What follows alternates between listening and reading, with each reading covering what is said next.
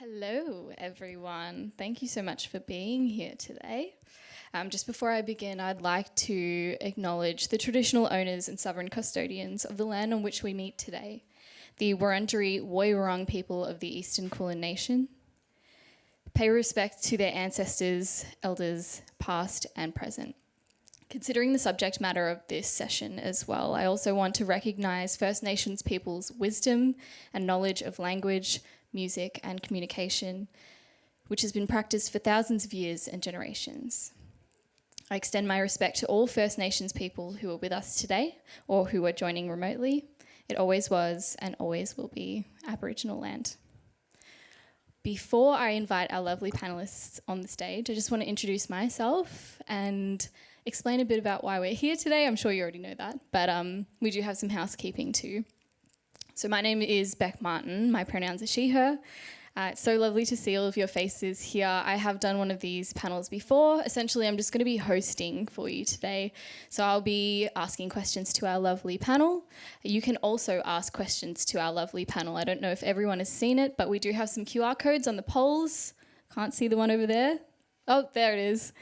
Just up there. So feel free to ask questions throughout the panel at any point. We will be getting to the questions that you're asking a little later on, but if you have anything to say, just jump in and ask it online. And that goes for everyone that is tuning in online as well. You should have the link in the chat that you are tuning in from. If anyone needs the bathroom at any point today as well, just past this curtain all the way down and then to your right. They are all gendered bathrooms. For anyone tuning in at home, I don't know where your bathroom is, but I'm sure you can figure it out. So a bit about me is that I am a volunteer at many community radio stations across Melbourne, namely SYN, but I also help out at Area 3000. I've done a bit of work at Triple R and PBS as well. So SYN and The Push are very, very related. They work together a lot because it's all about youth. What we're doing here today is making sure you, the youth of today, have the opportunity to learn about building your music career. That is our masterclass for today. So The Push, for anyone that doesn't know, is a youth music organisation that's been kicking around for 30 years, which is absolutely huge, delivering programs for young people that develop their skills in the music industry. So this masterclass series is being held by The Push as part of their mission to give every young person the opportunity to participate and thrive in music. Okay, without further ado, I'm going to invite our lovely panellists onto the stage. Round of applause, please.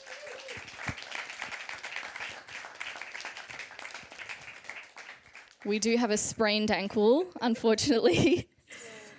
Still kicking with one foot, not the other.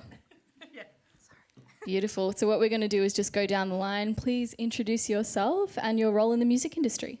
Awesome. Thanks, Beck. My name is Sarah Hamilton. My pronouns are she, her. I have been in the music industry for about 15 years, so I've always worked in digital distribution. I worked at the first digital distributor in Australia before Spotify was here. And then more recently, I was running the Ditto Music Australian office for about 9 years, until 2 years ago when I started my own company called Golden Hour. So I do consulting with artists and companies and help them with release strategy, A&R, distribution, that kind of thing. And I also run One of One with some friends of mine, and that is a platform that supports women and non-binary people in the music industry. Thanks, Maddie. My name's Maddie Herbert. My pronouns are she, her, and I have a soul pop group called Velvet Bloom. I also work for The Push as a workshop facilitator. I also work for TB Access in accessibility, advising for various contracts, and then I also book at Mordy Fest, which is a Shire-run festival in Mordialloc. Hello everyone, my name is Cara Williams and I run a company called Slow Clap, which is an artist management, project management and marketing company. I've been working in the music industry for 17 years, not that it's a competition. And I've always been working in and around marketing, promo, media. I've had a background in editorial for a number of years, and I currently manage a band called Gut Health, who are a dance punk act from Melbourne, and I managed a band called Private Function for 5 years, working a lot on wrangling them and all their marketing campaigns and everything that goes along with it. So that's me. So excited to be able to chat to these incredible panelists here today. What I'm going to be doing is I'm going to be breaking down building your music career into 7 steps. Now, I want you to all just take this with a grain of salt. Everybody's music journey is going to be different, so make sure that you take what you will from this chat today, and then feel free to ask further questions, of course, using that QR code too. So I'm going to start off with step 1, which is developing your skills as a musician. I'm going to throw it to the musician on stage, Maddie, Velvet Bloom. You have a very important and established presence, especially in the local music scene, as well as some impressive accolades as a music industry practitioner too. I want to ask you about how you developed your skills as a musician, and what are some tips you can give to those wanting to take the same route that you did? So I guess community, I'm going to kind of come back to that a lot probably today, just because like you can, if you make the right connections and like actually like value all the people that you're working with, that's always going to be really beneficial for you. Yeah, I would say that community is probably the most important thing, and that's kind of gotten me to where I am now. Like I have a really great band, I have a really great community of musician friends, also like, I don't know, graphic designers or artists or dancers or whoever. But then also I guess inside the music industry, it's also really important to just like make sure that you have respect for everyone that you're working with, and then hopefully, good things will happen to you. And if you put yourself around people who have similar like values and are trying to do like good things for the community, then like you're probably going to be in a pretty good position, and you're going to be pretty authentically like yourself too. Do you feel like you kind of fell into finding your people? I think I used to run a not-for-profit with a friend, and it was called Flow Creative, and it was like basically an artist hub. So we would run events and make a quarterly magazine, basically just like giving profits back to different like charities and stuff. And like the way that people engaged with those events and like with the magazine and even just like with each other after that, like it made me feel like full. Like I was just like, this is so nice, and it's like so nice to see people like maybe caring about something bigger than like their own projects. So I think that probably propelled me into like the community aspect of the music industry, or like even just like approaching it from that standpoint. But like, yeah, I also think like you do just find your community if you kind of, you just try and like put yourself in those positions. Like I know sometimes it can be like awkward to like network or whatever, but like just really try and like put yourself out there, just be like authentic, and you'll hopefully find like your community. And if you feel like you're not finding your community, just like ask, like reach out to people, create like nice connections, like collaborate with people, that kind of stuff, and that usually helps you find your community. For sure. And networking is so awkward. It can be really painful sometimes. And we're going to touch on that, Sarah and Cara, because I feel like you would have people reaching out to you quite a lot for that kind of stuff. Just quickly, Maddie, before I move on to step 2, I want to ask you about building those practical skills, those music skills. How did you balance the time between doing that and then also pursuing other endeavours, because you are so busy, you know, working in the music industry as well? How did you balance that time? I think I started off like pretty much just in music and songwriting and performing. So, you know, again, I would lean on the people around me who had the skills that maybe I didn't, and I would learn from them, especially when it came to like guitar. I've always been a vocalist, so that's come pretty naturally to me. but yeah, like my band's so great. They'll always be like, oh, you could play this chord like this or like that kind of thing. But also like in a way that's not condescending or anything. So that's like really nice. Especially like as a woman in the music industry, I feel like it can be hard to make those connections sometimes. But like, yeah, I feel really lucky. I think you just have to make the time, honestly. Like just make the time to practice, make the time to write. Like you don't always have to like have a goal like at the end of that writing session. Like I think maybe a goal that you can have is to like finish something. Just like finish something. It can be like the worst thing that you've ever written, but like it's just so important to kind of like just keep that going, because like, and also like in the same breath, acknowledge that you have ebbs and flows as like a creative person, and like just don't put too much pressure on yourself to like always be like on. Yeah. Definitely, definitely. Going off that, we are going to move on to step 2, which is building your brand. Now, Cara, you have had so much experience with marketing artists and with publicity in the industry. Something that Maddie and I were talking about actually off stage before we came on here is social media, because it is really tricky to be seen. Can you explain your view on the importance of social media as an artist? Sure. Before I do, I just want to rewind quickly just to touch on the concept of community building. And I think that, networking does suck. It's a really difficult component of the game that we're in, but it doesn't have to be seen as networking, because that's ultra awkward. Like, just make friends. And, the rest will kind of fall into place. A lot of the clients or artists that I work with or contacts or whatever, most of them are just people that I kind of knew from gigs or the pub or whatever, So just make pals and be a good person, and treat people with respect and kindness in all levels, because you'd be surprised at how karmically that can return to you as well. Like, honestly, because, you're generous. If you are generous, people are generous in return. So I just want to just talk about that. Now, in terms of being seen and social media, big one. We obviously can't understate the value of social media. It is by very definition social. So it is a really strong way to be able to build connections. But I think it's really important to ensure that before you start diving into a channel or a platform or whatever, it's important to ensure that your audience is actually engaging with that. So you need to do the research. Most artists might be like, cool, yeah, I'm going to put my music out there, so I'm going to use TikTok. And that's great. Use TikTok if that's what your audience is engaging with.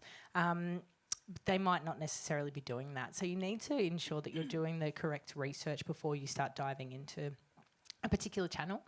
The other thing, and I've heard Sarah say this before, you don't need to be an expert in every single channel, because that is going to be impossible. Like, it's just not going to work.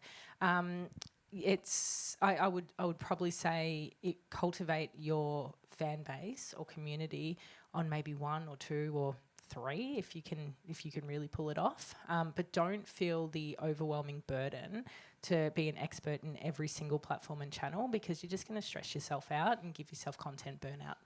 Yeah. The other thing, and I can wax lyrical about this for a long time, so I won't go too hard, but it's about ensuring that whatever content you're putting out there via your channel to your audience is the right content, in the sense that your audience will find it engaging, relevant, inspirational, educational, whatever that may be. You need to ensure that you are consistently putting out content that is on brand and is a reflection of your brand personality.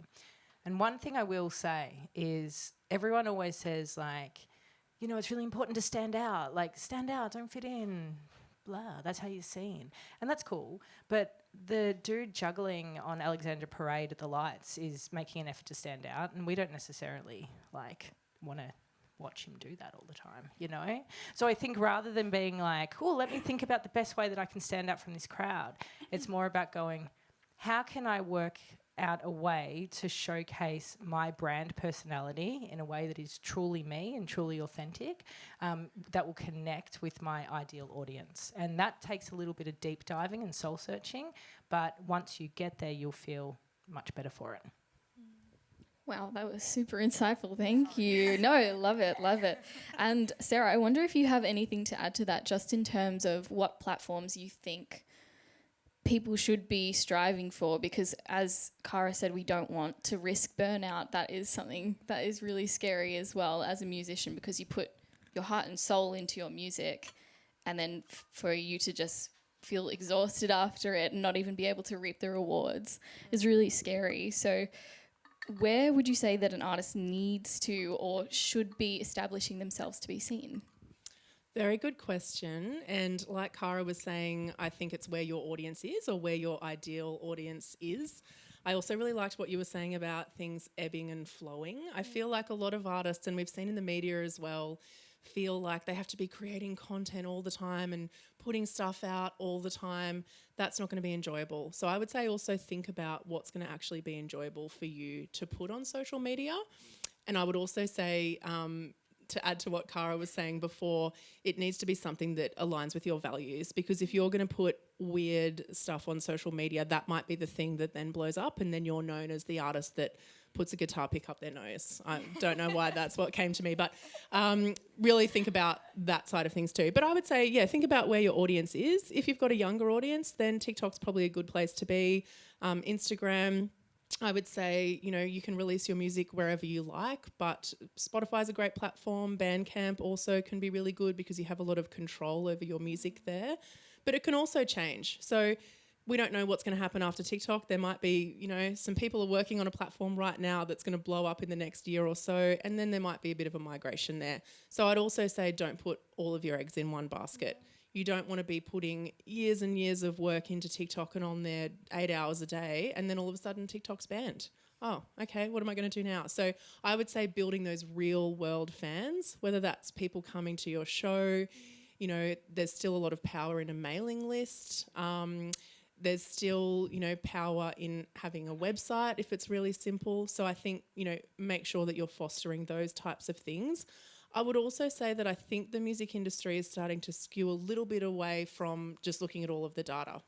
I feel like a few years ago it was like, we've got to check out the streams, we've got to make sure, they can bring enough people to the show. And yes, that still exists, but I think a lot of the industry is now looking at, what's happening in the real world, and, what is their community like? Are they engaging? Are they, trying to get up close at the show? Are they commenting on YouTube or TikTok? It's about that engagement, not just the numbers as well. I'm just going to really quickly jump in on that. What Sarah's actually alluding to is something called vanity metrics, and this is something that we all get caught up in. We always post something and then we look at our engagement, we look at our views, we look at our numbers, and the problem with that is we are ultimately valuing or perceiving the value of an artist based on the number of streams that they've had, and we're basically internally going, oh, they're not that great because they've only had 500 streams, right? All cool. How many tickets are they selling? Because ultimately, if you're going to be putting out content and you've got a show on sale, right? You need to sell out a 300 capacity tote. You're not going to be looking at the number of streams that you've had for your last, performance or short form content piece. You're ultimately going to be looking at the number of conversions and ticket sales. And that's what we need to be paying more attention to rather than those streams. Yeah, and sometimes they don't always correlate, do they? So it might be, millions of streams on Spotify, but then can't really sell any tickets at a show or vice versa. So I think a lot of people really understand that. And so something that I keep banging on about to people is to really work on, building that real life community in the real world situation. Because I think also the music industry is quite tapped into what's happening in these scenes, and people are talking. And so if you're, just playing small shows around Melbourne, but there's a really good energy about it, that's more impressive than 500,000 streams, but no one's going to go to the tote to support you. Yeah, and if everyone's singing your lyrics at your shows and stuff like that, cultivating that community is so important, and it makes other artists also kind of flock towards you as well, and it makes writing with other people really easy too. Yeah, for sure. And I feel like going off that, I think it's really important to like double down on what that step was, which is building your brand, because you can go ahead and post all of these things to social media and not have a clear identity, and it will be, I don't want to say less memorable, but less memorable for a lack of a better word. So you need to make sure that you are a little bit more secure, and we're always learning, and you will always be learning, but be a little bit more secure in your identity as an artist and who you want to be. Yeah. Have a quick, this is homework for everybody in the room. What I would love you to do at some point is have a look at brand archetypes, okay? Have a look at brand archetypes, write it all down. I'm going to do that too. Yeah, please do, please do. No, it's a concept, it's a theoretical concept, right? Brand archetypes. And so anyone who's ever been in a class with me will know this already, so sorry for repeating myself. But the general premise is that any brand is developed based on a set of human characteristics. And the purpose for that is because we as humans identify with those characteristics and we see themselves within it. The same thing moves over into the musical world. So if you think about those icons on stage, if you think about people who you love, they will often form a character archetype that we as audiences identify with. This is a really easy way for you to start building the foundations to building your own brand identity. And it's by having a look at who those character archetypes are and working out where you fit within the whole spectrum of that. Not necessarily saying copy that archetype, but we could talk about this for a long time, but you might find that you relate a lot to one of them. Start there. Amazing. Going to move on to the next step, which is actually creating your music. I'm going to throw it to you, Maddie, because once you've written the song, it can be quite difficult to know where to go next, to find recording engineers, to find someone to produce your song, to find someone to mix it. How historically have you done that? So I guess once I've written a song, usually I will write, or actually sometimes I'll write by myself, sometimes I'll write with a band, sometimes I'll co-write with other people. I guess it's usually though, I'll sit on an idea for a while, but that's just a me thing. And if I kind of keep on coming back to it, then it's something usually that I want to pursue. So yeah, I'll kind of start there with that idea and then bring it to my band or a producer, or I used to do ghostwriting and stuff sometimes, so maybe I'd bring it to someone else in that world, and then we would kind of develop it a little bit together. But in terms of actually finding those people, I guess if you know any artists who you really like who are from the local community, see who they're working with and really try and especially if there's a song of theirs that you really like, you're oh, I really love the production on this. Maybe you'll reach out to their producer who they've worked with, or maybe you really like the artwork, so maybe you'll really reach out to that artist. But yeah, back to kind of community and making friends and stuff.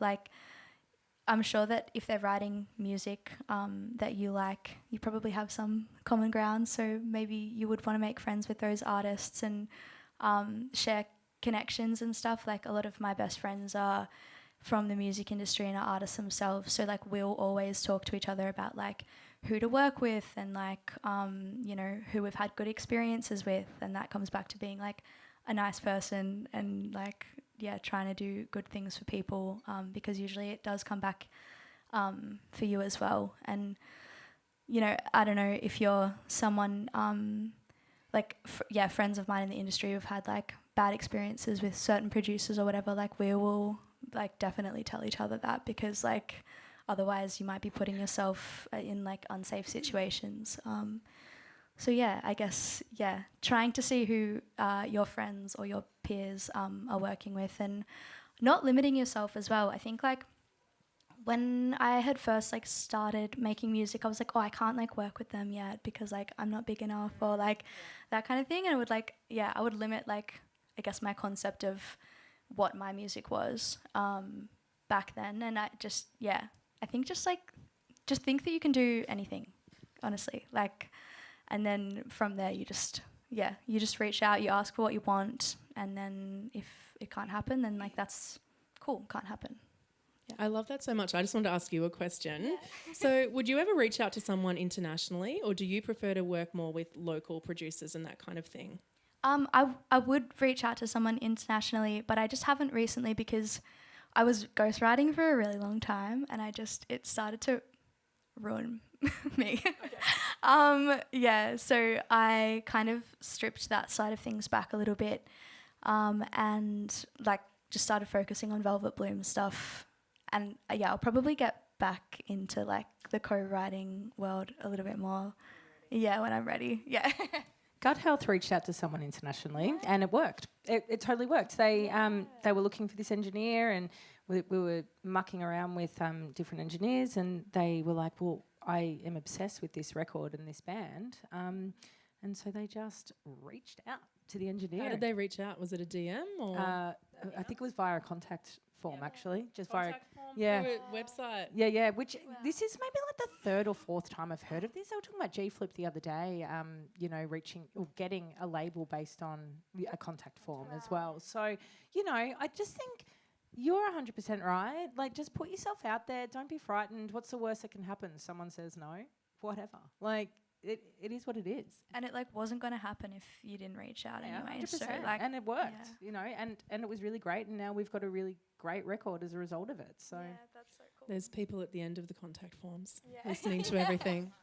It's not just in the biz. Going off what Maddie was saying as well, I think social media can be a scary place, but somewhere that you can also find recording engineers and people that can produce and mix your music too. If you know where to look, Facebook groups, they're out there, people are using them, so definitely worth it. Sarah, promoting and distributing your music is such a foreign ideal for so many artists, and I think quite often it's just palmed off to any old kind of company that can do it. I don't even know where to start with this because I have so many questions myself, but what would be your top tips for independent artists when it comes to music distribution? I would say, again, going back to community, talk to your community and see what their experiences are and do some research. I would say it's good to work with a company that has people in Australia. So some of those options would be GyroStream. They're based in Brisbane. They have a really solid team. They also have something that I send out to a lot of people that's a release checklist. And it's this amazing checklist. It's just a PDF. You can find it if you just search GyroStream release checklist. And it just has absolutely everything that you need to do when you release some music. So you can just make sure that you don't forget things. Don't get overwhelmed. It's a pretty long list and you don't have to do everything on there, but it's just that can make sure that you tick all of the boxes. There's also another company in Melbourne called Zelon that do distribution, and so they're based here. I was obviously at Ditto and they have an Australian office as well. So I would just say having someone that is based in our time zone is really helpful because you can get into situations where, you've sent an email or something via a ticketing system and it is sitting in an abyss of 10,000 emails and someone might not get back to you for a week and it can be really stressful. So I think if you've got a contact point in Australia, that would be something that I recommend. Lots of them have different services. You can obviously pitch yourself to playlisting via Spotify, also via Amazon Music. So you can pitch yourself to Amazon Music. Hopefully you'll be able to do it to Apple soon. So you can do a lot yourself. But I would just say, start with a local company like GyroStream or something like that and just talk to people around you to see what their experiences are. Give yourself a really good lead time. So if you want to release a song, I would say work back about 4 to 6 weeks. And then make sure your song is finished, you've got the cover art ready to go and upload it then.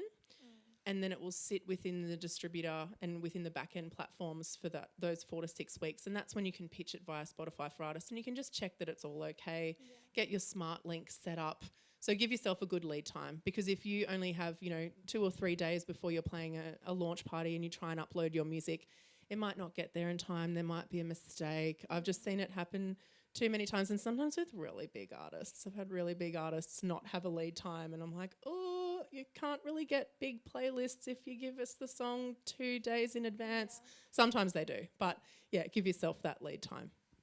Definitely. And again, Maddie and I were kind of talking backstage just before, but about releasing music and how it can take a long time. But good things do take time. It's never going to be rushed. It shouldn't be.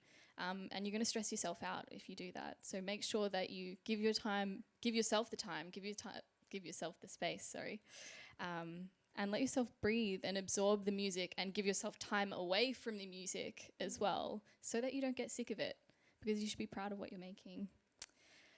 Cara, I'm going to throw it back to you because we were talking about networking and collaborating just before. Can you please give us some tips or some ways that we can network with music industry practitioners that are, I guess, non-invasive is what I'm trying to get at? Okay, so full disclaimer, I'm not a very good hustler. Like, I'm actually not. I've been to many networking bits and bobs, or sat down and had speed meetings with people, or actually, like, seriously formal meetings, and I'm like, how's it going? Like, there's what's up? How's your day going? Like, you know, oh yeah, so this artist. Like, I'm just not good at it.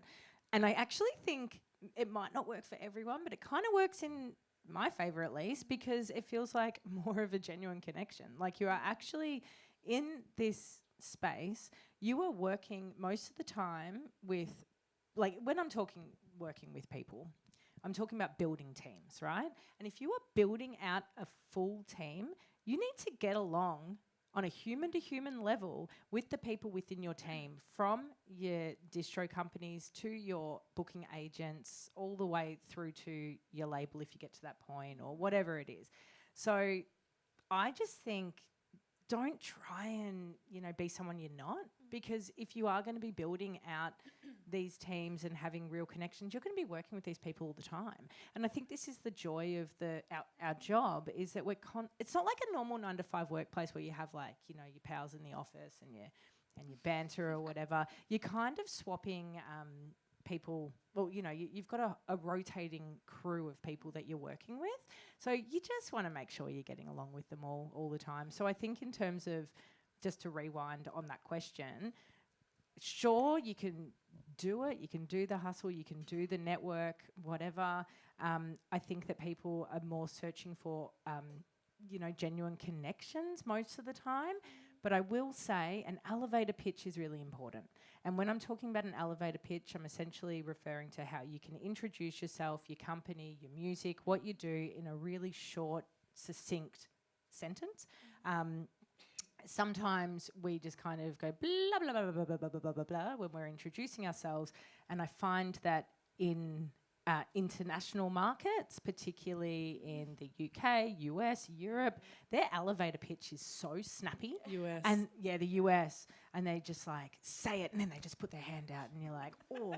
And then, you know, it's like a gun draw. A little bit. It's a little bit like that. So have your elevator pitch ready to go for once you have made that initial rapport and built that connection. When they go, so what do you actually do? Then you can be like, what do you do, stranger?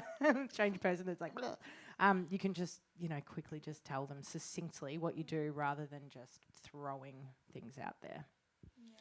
Can I tell an embarrassing networking story? Please So do. I felt really awkward about networking. So I actually started as a musician and then moved into the business side, and that felt really strange because I was like, I'm a creative person, now I'm working the business side.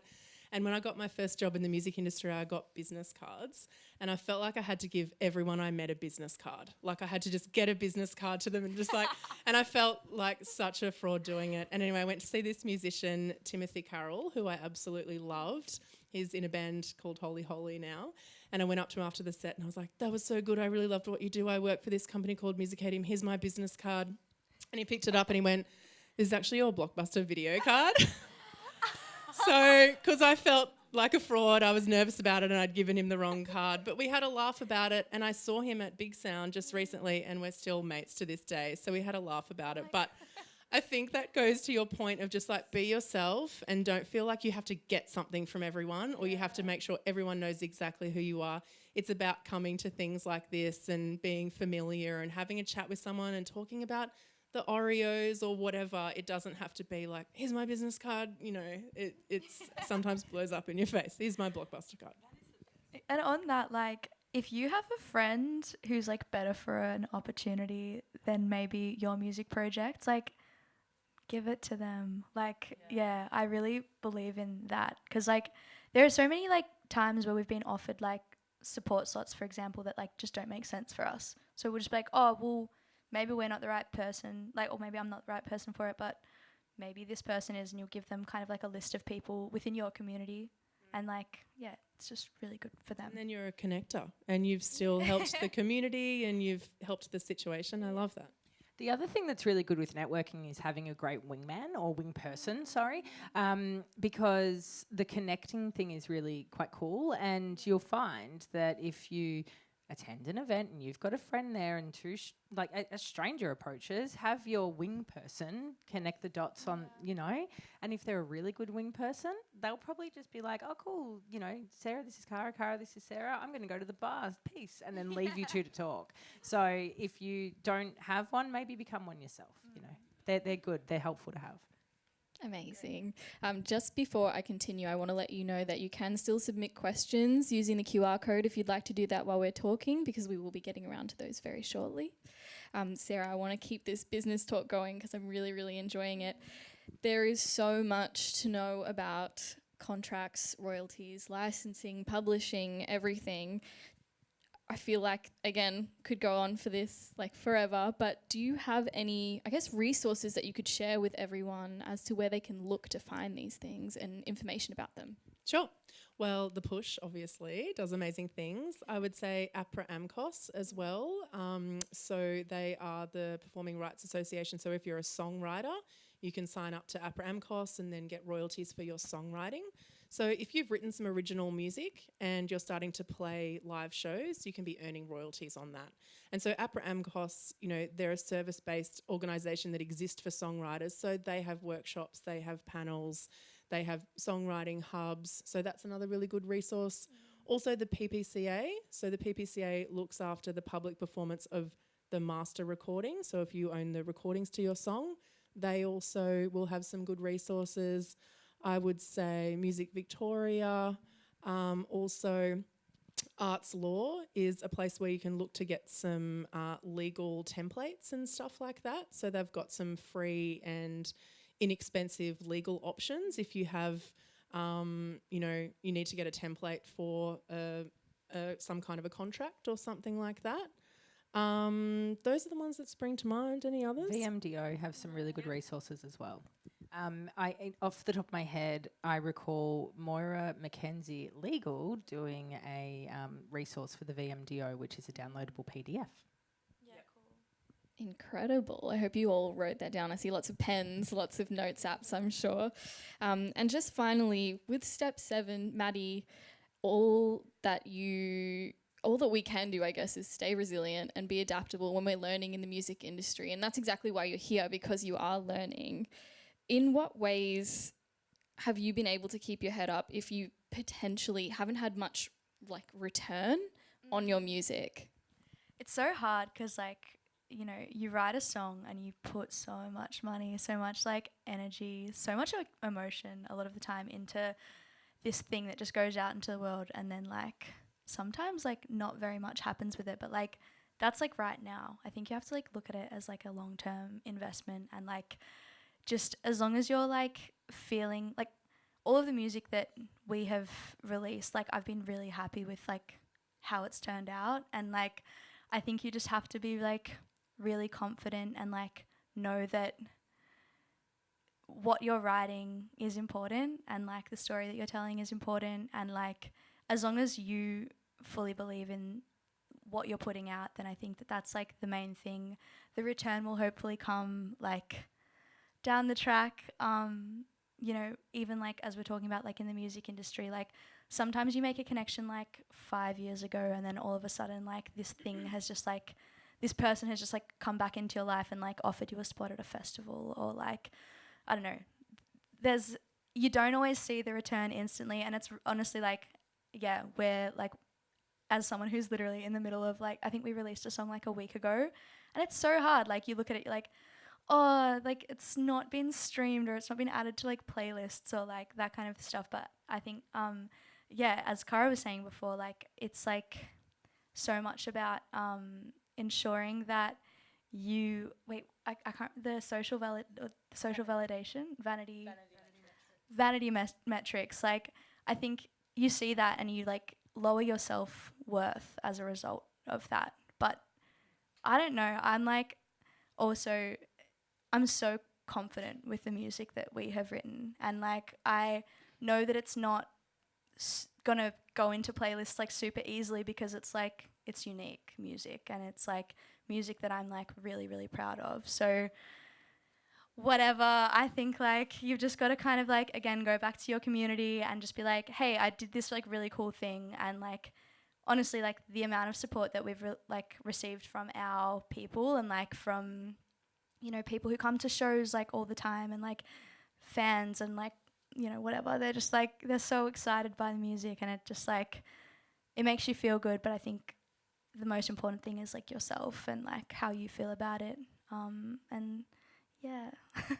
I think it's really important, to follow your intuition. So if something feels right, do it, because you are the boss of your own body, right? Yeah. Like you know inherently what you need to do, and if it's not popping up in numbers, it doesn't mean that energetically it's not working. And I think that that's, bless you, I think that that's something that's like ultra important as well, because you can feel that energy, you can feel that momentum. You know, I can't begin to tell you how many years it took for people to actually care and notice private function. Yeah. When I would be like, hey guys, this is really important, this is something you shouldn't be missing, blah, blah, blah. But they did not care. No one gave a hoot. Although energetically from our side, we knew what was happening, we knew it, and then suddenly it clicked. So I think that's really important. People are always going to be slow to the party. This is why there's early adopters, and then, you know, and people come on board late, and ordinarily you're already like deep into your craft by that stage. So if it's not hitting the way that you imagined it would, just remember you can only get to that next level after you clock the first level, right? Just keep that in mind. I totally agree with that, and also what you were saying about sometimes you don't see that return. So there might be people having conversations about you, or being like, oh, Velvet Bloom's this amazing band, but they haven't actually given you anything yet. They haven't added you to a playlist or added you to radio or something like that, but they know who you are and they're talking about you, and it might just be the next song is the one that they're like, oh, this one is the one that really connects. So there's a lot of things kind of happening behind the scenes as well. Totally. And we had that with like Spicks and Specs when we played on there. I was just like, I think I was feeling like a bit like sad about, I guess, our EP did really well, but like it was around that time, and then we got reached out to by a producer who was like a freelancer, and he was like, hey, like, would you like to play on Spicks and Specs? And that was like wild for us. Yeah, it was, yeah.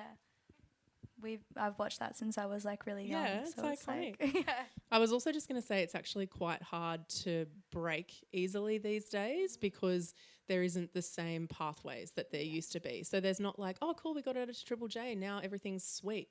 No, it's a lot harder, and it's often like there's individual things that all collate together, and then you get that momentum.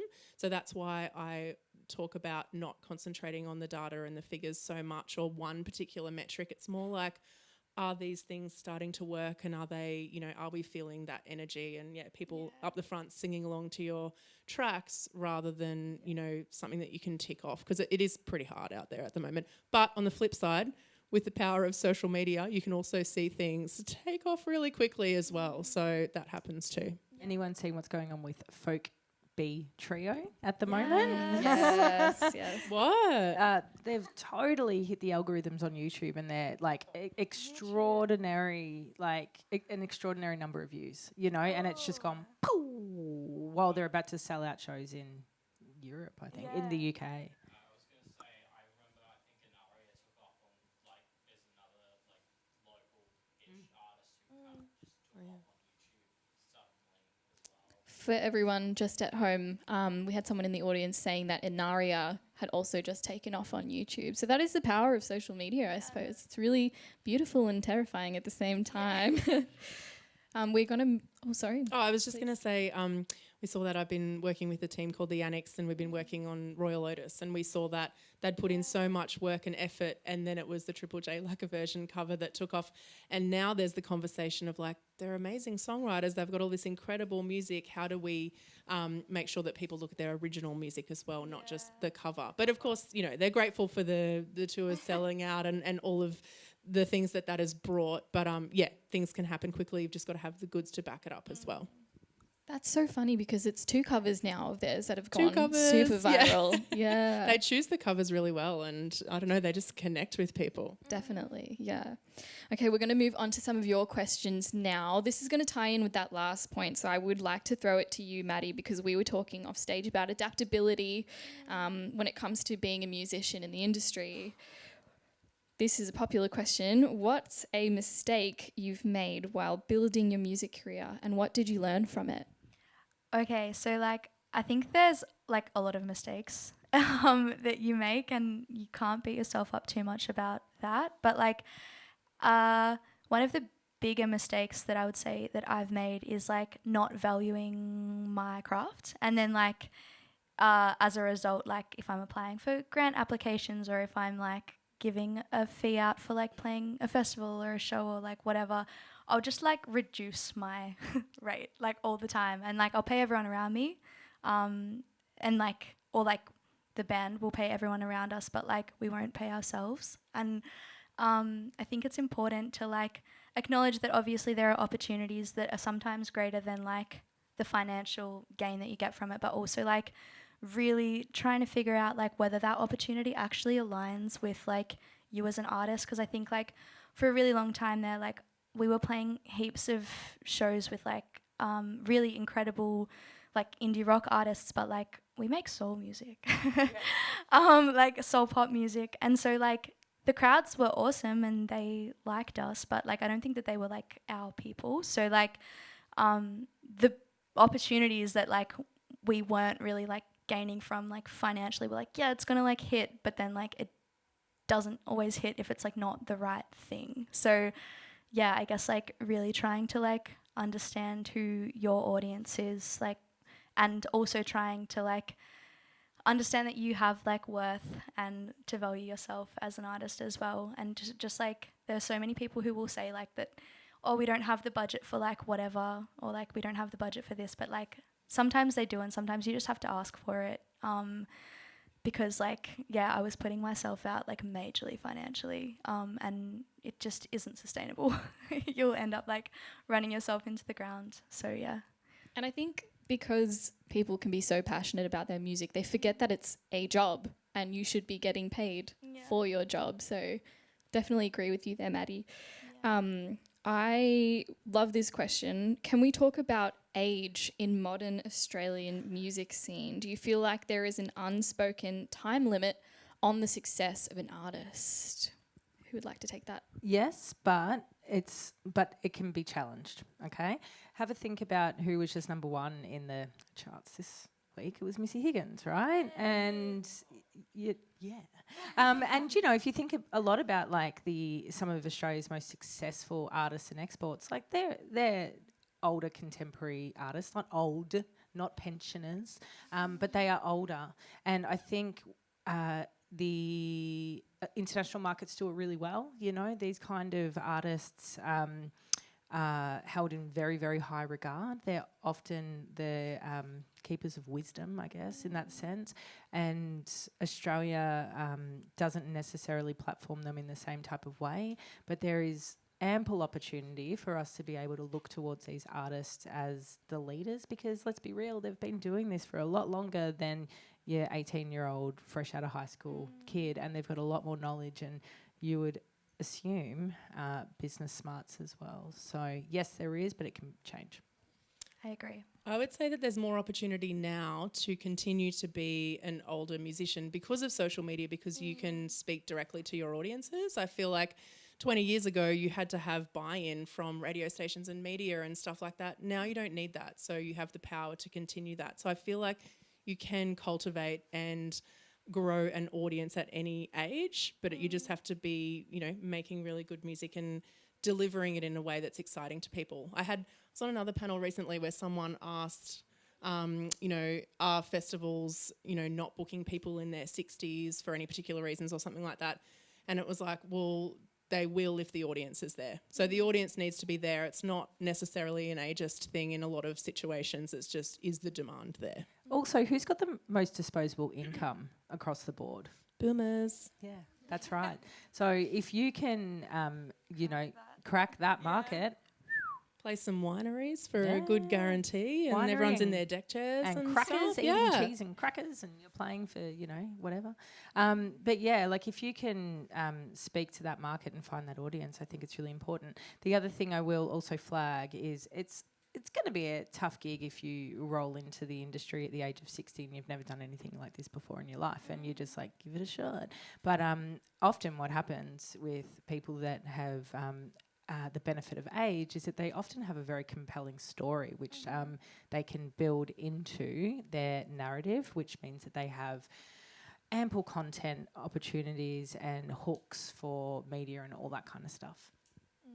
Paul McCartney was in his 80s when he did his last tour. Yeah. So I feel like some people have a lot of energy. Spiderbait's playing the Forum tonight. Ben Lee's releasing an album on Friday. Like, there's a lot of this kind of thing happening for sure. We played with 10cc. Like at That's a throwback. Yeah, I know, wild. But he's like 79.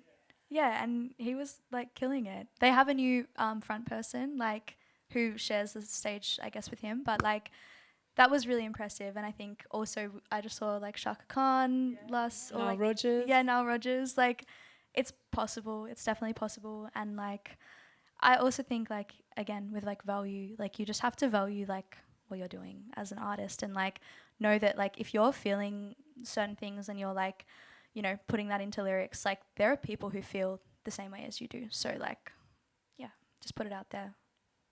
Definitely. And something that we haven't really touched on too much is connecting with radio stations and media outlets. What are some good ways of doing that to our publicists? I guess all three of you're all publicists to some extent. Homework. I want you to look at the, I think it might be 9 angles of news, okay? I think that's something really important, because basically what happens is and this is my editor hat now, but when you get a pitch landing in your inbox, you automatically go through this like newsworthy criteria in your head, and ultimately you choose whether or not a story is worthy of the news based on the amount of times you tick the criteria in that box. It's essentially as simple as that. Journalists, editors, etc., we've all learnt this. It's inherent to us. And if you have a way that you're able to formulate a cool story or a hook or whatever that is true, you don't want to bullshit them. Although we've done that before and it's worked. It's hilarious. Hello, private function. But if you can kind of tick many boxes and create a compelling narrative, you have way more opportunity to be able to get over the line through the first gatekeeper. Secondly, the media landscape in Australia is dreadful at the moment, so I wouldn't be putting all your eggs into the media basket, and I certainly wouldn't be putting all your budget into PR. It depends on what point of your career you're at, but it's a big expense and often for little reward, because we don't necessarily have all the media outlets or the emphasis on music and the arts that we may have had a decade ago, etc. And in terms of servicing your music to radio, I would always suggest making friends with different presenters at Peebs, at SYN, at Triple R, etc. Making friends with them, making sure that you're sharing your music with them well ahead of time, so they're across your release plans. They'll no doubt they'll give you a spin. And then take advantage of AMRAP, which is essentially, it's like Triple J Unearthed, right? With Triple J Unearthed, you can upload your music, it goes to all the presenters in the Triple J world. It's ultimately the same thing, but it goes out to all the community radio presenters across Australia. And it's free for Australian artists, and you should absolutely use it because it's an incredible resource. And you might get random community radio play in you know, the middle of Broome. Australia. In Broome. Yeah, and which you would never have had as a target as well. So take advantage of those kind of things. I can safely say, as someone who's been kicking around in the community radio scene for like 4 or 5-ish years, I use AmRap so much. So definitely recommend getting on there. Also, just quickly, I think that it's really important to know that your time is valuable and understand that sometimes, yes, you have to send mass emails to radio stations and media, but something that I always appreciated is when the email is personalised, coming from the artist, coming from the manager, coming from PR. Because it makes me feel like you're not just using me or whoever to get an airplay, because ultimately we're trying to create a community here. We're all networking, we all want to be friends and we want to support each other. So make that as pleasant as possible. Little Mad- presents are cute too. Do you like gifts? Do you like receiving gifts when you're in, like, not like, you know, we're not talking payola here, but like I've had some really cute little presents from people when they're servicing music. It's a nice vibe. You always remember like that little origami heart that someone made for you when they were sharing their download code, and you're like, oh, that was a really nice thing that they did. That personalised touch is just sweet. I think it's really cool as well if you have a show coming up, just being like, hey, also, would you like to come along and see me play live? Because I've definitely done that before, and I think it's one thing to hear someone's music being fully produced on the radio, but then to see them live and meet them in person, amazing. So definitely recommend doing that. Maddie, I'm going to throw it back to you for a second. How do you come across getting your first performance/gig? I feel like I played at school assembly for the first time that I played. Back to like what we were talking about before with like just putting yourself out there. Like I think I run bookings for a few artists through TV agency, and the best thing that you can do as an artist is like make sure that the opportunity that you're applying for is like worth it for you. Make sure that it aligns with like your artistry. Make sure that you send the exact date, the venue, like all of the information that the booker could need. Exactly who you are, bios, EPKs, like electronic press kits. If you don't, does everyone know what an electronic press kit is? No. Okay, cool. So it's basically just like all of the information that someone could possibly need for playing your music on radio, for playing, for like booking you for a festival. It's got like your tech specs. It's got artist photos, artist info, accolades, like past performances that you've done. There's like, if anyone needs that information, actually, come and talk to me afterwards and I can show you exactly like what you need, because I have like a slideshow that I do for the push for that. So yeah. But yeah, just make sure that like you are sending them exactly what you want from them so that they can be like, cool, yes, or no, like that's not going to work. But it just makes it so easy for them to say yes, because it's like, do you need a support for like this gig, this date, this time, like this venue? It, makes it a lot easier. And yeah, also like for your first gig, like if you are struggling to find a gig to play, like just do one at home, invite all your friends, like, and make it a really special thing for yourselves. I remember doing that a few times and it was like really successful because like, you know, people actually get to be in your space and be a part of like that world with you. It's also iconic because what happens is in, 5 years' time or whatever, or 10 years' time, people are like, oh my God, remember that time that Velvet Bloom played in the backyard of the... Seriously, the amount of times that this has happened. It's awesome. It is. It really is. Awesome. We have time for just one more question before dinner is served. Just quickly, and this is such a big question as well, so we'll try and keep it succinct, but how do you build a community and a fan base as a musician? Who would like to take that one? Anyone at all? Musician? Anyone? So being authentically you, that is like really, really important to build a community. In terms of building a fan base, when you have people who like love you, who are your friends, and they're coming to all your shows and they're buying your merch and they're doing all of that kind of stuff, those friends have friends, and then they come to your shows and they buy your merch and they, you know, support you in those ways, and then those friends have friends, and then like that's usually how the community like grows at the start. But in terms of like actually like reaching a community like beyond that, I guess social media is like really helpful. But again, just like making content that aligns with you, trying to support artists who are like similar to you, that can also like really be great for building a fan base. We find that side of things actually pretty hard in Melbourne.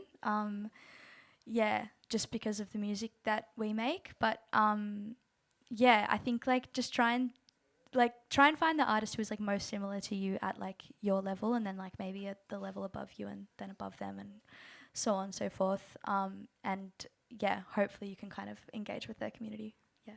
I would also add on to that and say, supporting other people. So going and seeing other bands and supporting them and showing up at their shows. And I would also say, if you really want something to happen and it doesn't exist, do it yourself. Yeah. So if you really like a particular kind of music and there's not a scene for that in Melbourne, starting your own night at the Gasometer or something like that, starting your own community is also a really great way to do that. But I think, if you just become a familiar face and everyone's like, oh, there's you like that kind of music, you're always here, or, you know, that just kind of builds and grows over time. No, it's okay. I keep talking, so I'm sorry. But just jumping in on what you said, 100% do it yourself. I think like DIY is such a, if you're sitting around waiting for something to happen, like it's just not going to come. Just do it yourself, make it work. I knew a dude that became a pretty amazing promoter because he just wanted his band to play with really cool bands, but they never got the offer. So then he just started bringing bands out and then having his band support.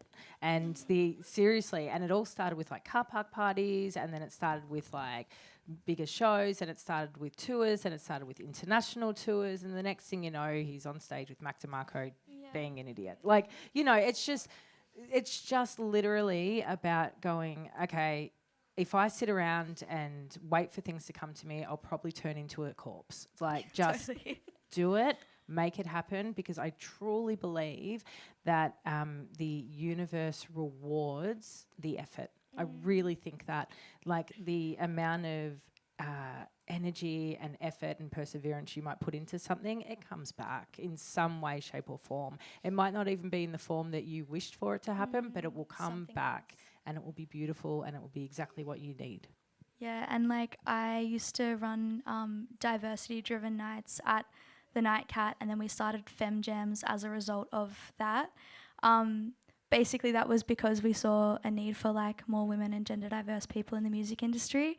And like, then we just did it because we're like, oh, this actually kind of really sucks. Like, friends of mine got like kicked off the stage at jam nights and like that kind of stuff. And we're like, this space doesn't exist here in this way. So like, let's just create it. And like, honestly, I created so many incredible friends through that space as well. So like, the promoter nights or whatever, like I know that they're a lot of work, but like, those nights were so important to like me and my development as a person, but also as an artist. Amazing stuff. So we're going to wrap it up there with the questions, but everyone will be hanging out. So feel free to ask more questions later. But before you do, go and get yourself something to eat. We have the incredible Benjamin Trelato playing very shortly, so don't go anywhere. There is some rolled ready for you over in that direction. Thank you. And Big round Thank you so much. You're amazing.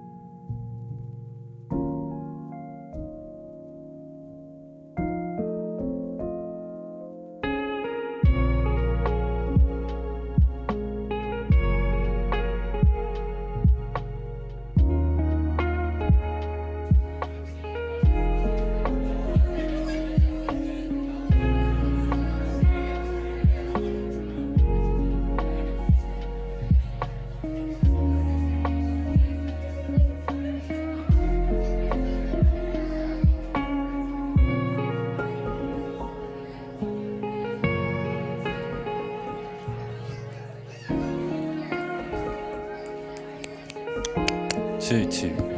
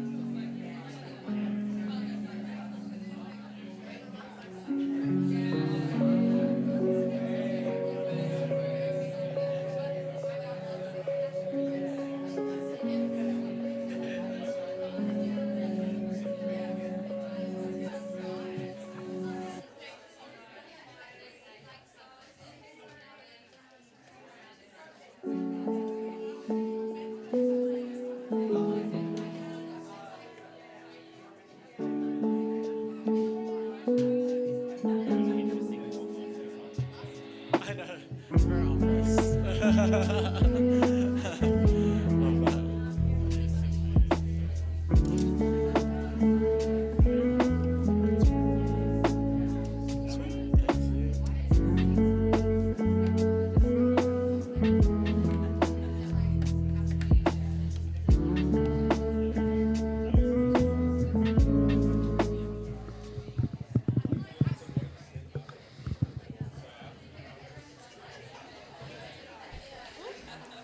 Hey everyone, just wanted to let you know that Benjamin Trelato is going to be doing a very beautiful set for you all. So if you want to come back into the room that you were in before, take a seat, eat your food, and listen to the sweet sounds of Benjamin Trelato.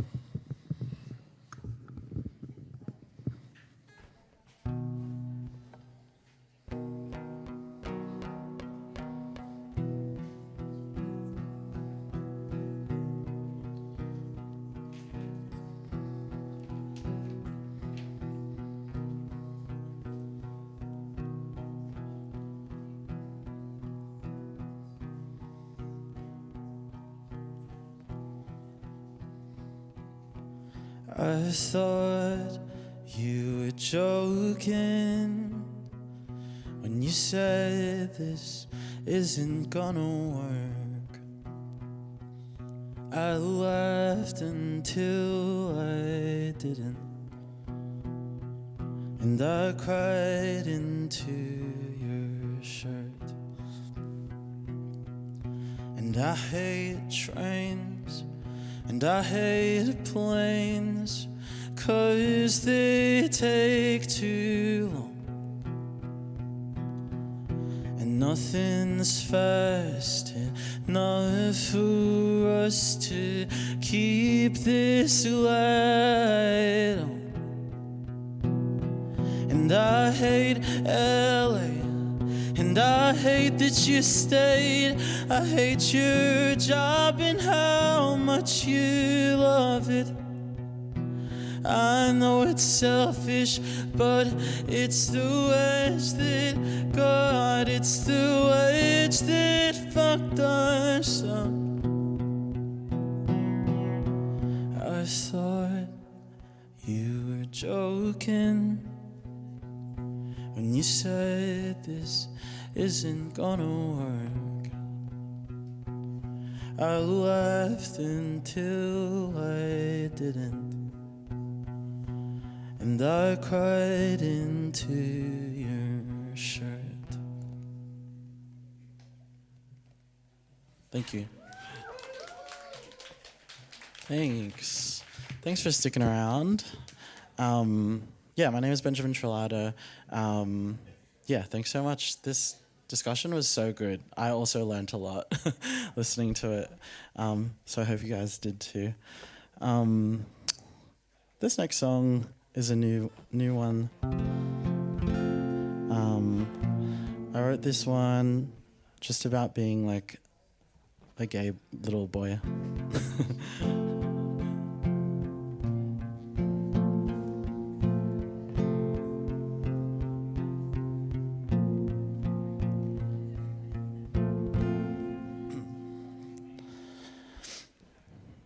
Dane's at a party, don't know anybody.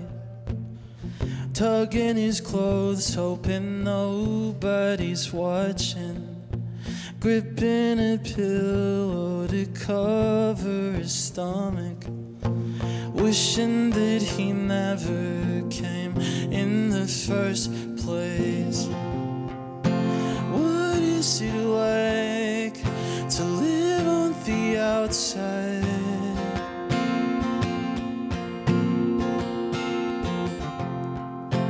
What is it like out there? I've been living in my head. I've been living in my head. Get me out of it.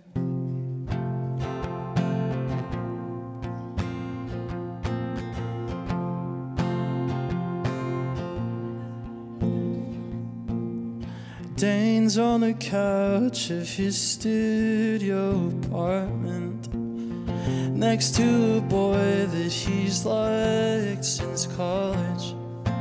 Asks for a kiss as their shirts start to lift, and then the panic sets in and he thinks, what if he doesn't like what he sees?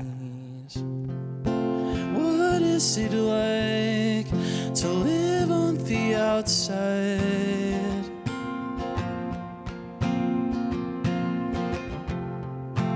What is it like out there?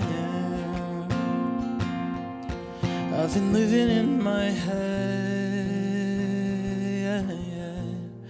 I've been living in my head. Get me out of it. Get me out, get me out, get me out of it.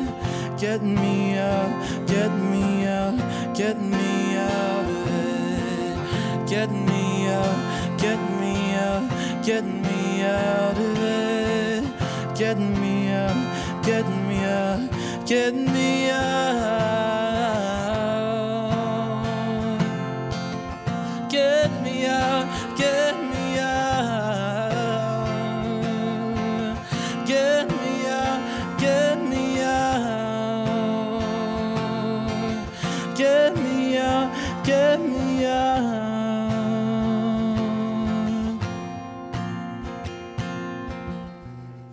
I've been living in my head. I've been living in my head. Get me out of it. Thank you.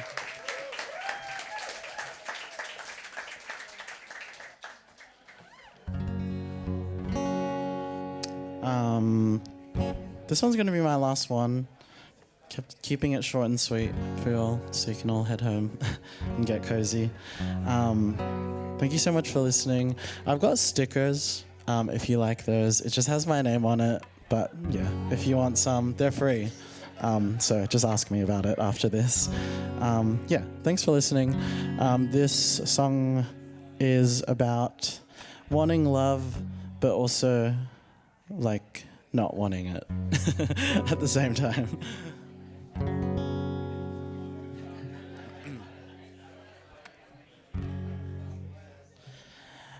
I'm a stranger to love. I'm afraid of the chase. I am terrified of getting what I want and then running away. I am a contradiction.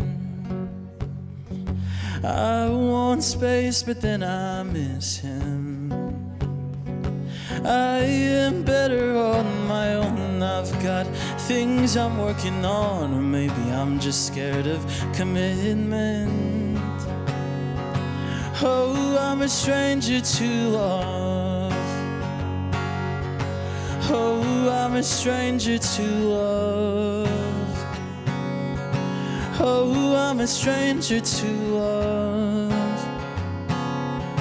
Oh, I'm a stranger. Do I self-sabotage? End it before it begins? Do I pick up on every single flaw of his and then just let them win? I want love, but I don't. Oh, I'm afraid that I'll choke. Maybe I don't think I'm deserving. No, it's a habit I'm unlearning, pushing away what I need most. Oh, I'm a stranger to love. Oh, I'm a stranger to love. Oh, I'm a stranger to love. Oh, I'm a stranger. Am I a stranger you could love?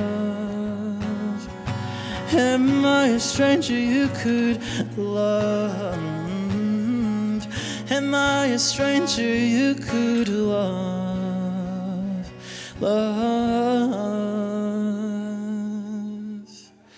Oh, I'm a stranger to love. Thank you so much. Thank you.